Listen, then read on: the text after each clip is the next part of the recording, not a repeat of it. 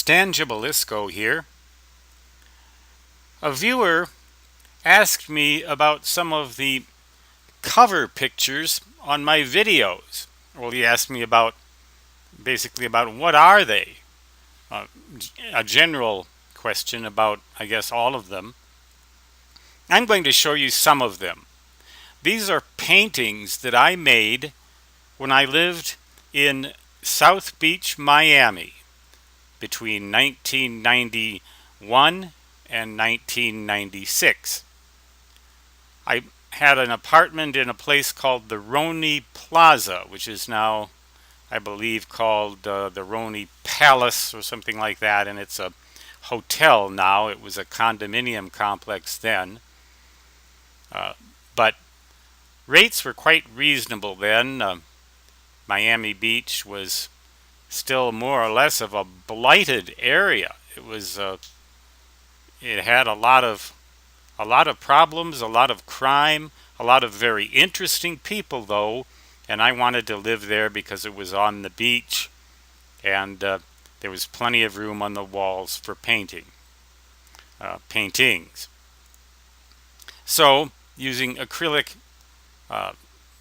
paint materials, I made some paintings, and these are most of the ones that I made that I had on my walls in various places. A very large apartment with very large paintings. This one is called aerocarcinoma. What it refers to is the destruction of the Earth's atmosphere in the polar regions, this being the South Pole, South Geographic Pole, right there in the center. It was 6 feet square, and someone asked me to make this painting and put it in his bar and restaurant on the wall, and I did. I made a painting like this. In fact, I made this very same one and put it up there, and he loved it. Aerocarcinoma, 6 by 6 feet. This one is called Aerohysteria. It's more or less a rendition of a radar image of a hurricane. This one was 8 feet square. 4 4-foot by 4-foot paintings combined into a huge canvas that I had on one of the walls in the Roney Plaza where I lived. I slept on the floor and could look up at all of these paintings.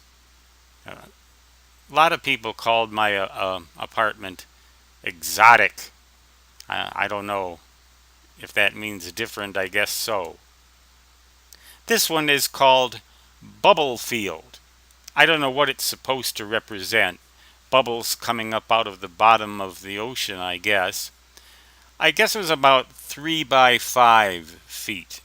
3 feet tall by 5 feet wide.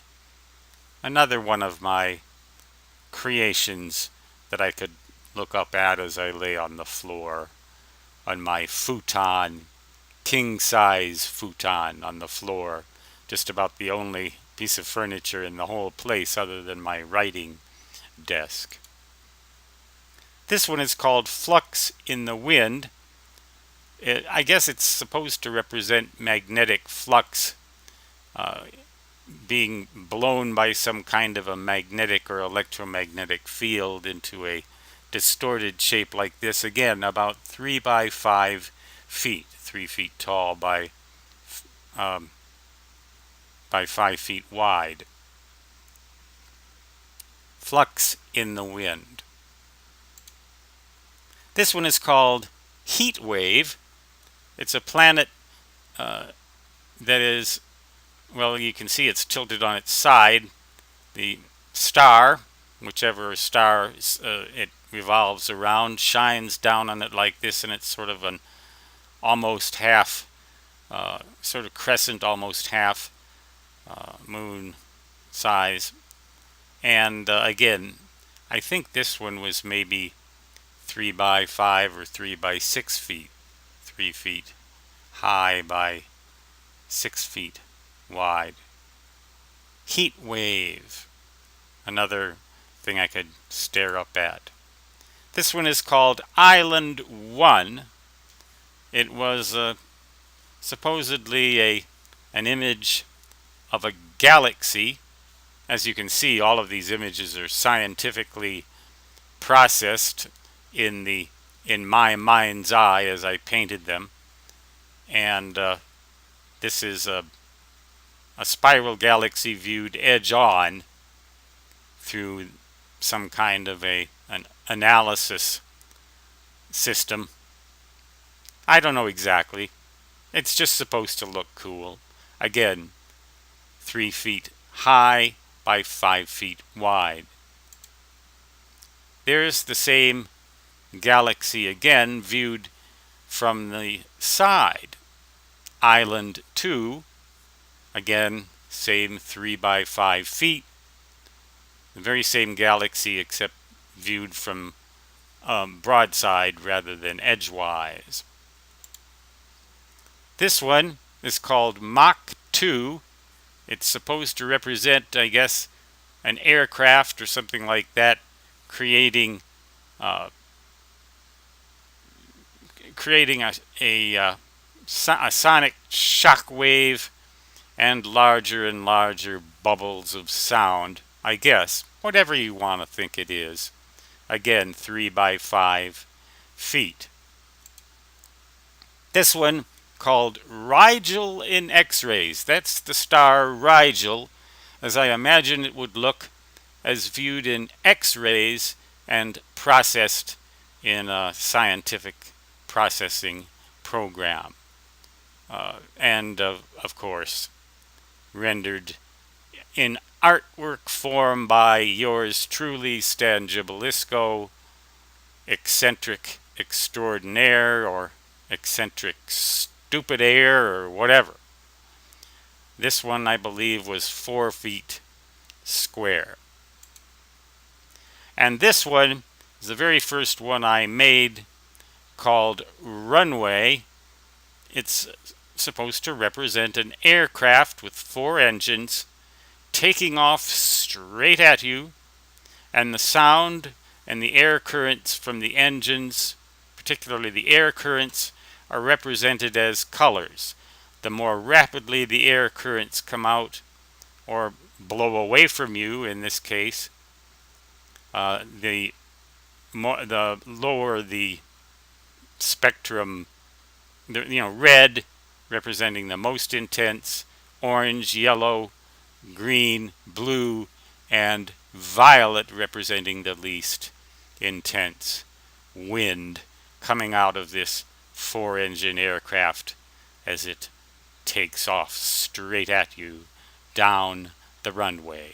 I guess this one was about 4 feet tall by 3 feet wide, or maybe it was 6 feet tall by 4 feet wide, something like that. These were very large paintings, and they covered my large, spacious walls in the Roni Plaza Hotel Condominium Complex in South Beach, Miami, in the years 1991 through 1996, roughly. I had a lot of fun then, in addition to writing books for McGraw-Hill, the most notable of which, and the most longest lived of which, was Teach Yourself Electricity and Electronics, now in its 6th edition. Maybe someday there'll be a 7th edition, I don't know.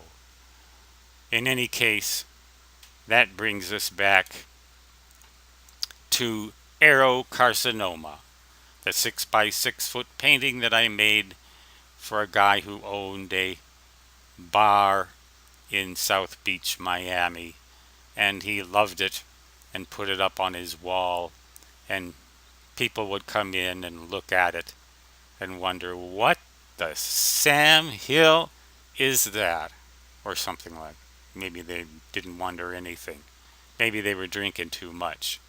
I did not drink starting in, I guess it was about when I moved down there, about 1991. Something like that. No, I haven't had a drink since Labor Day of 1988. So I've been completely and totally sober. So I wasn't drunk or drugged or anything like that when I painted these. I was totally Stangibelisco. Now signing off. Until next time, so long.